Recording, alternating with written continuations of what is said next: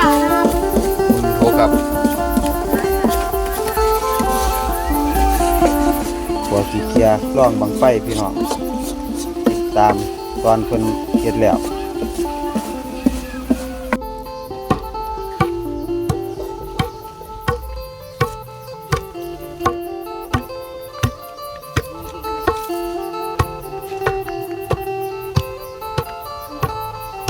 เจ้าสวับสามือไฟบ่ ฉากมือไปมือโพก สามือโป่งมือไฟ เกลือสีใดเอง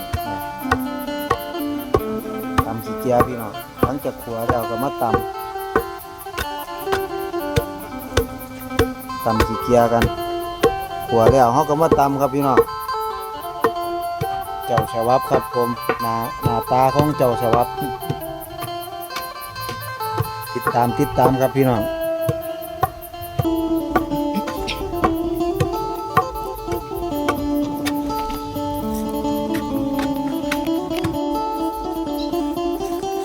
ล่องขี้เกียจพี่น้องขัวแล้วตำแล้วใส่บังล่องเลยครับผมเจ้าฉบับสา เอาแบบตรงเลยบ่แน่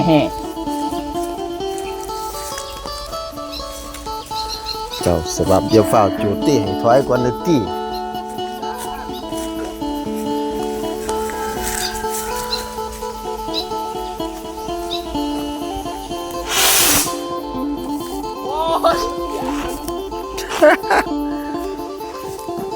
โอ้ย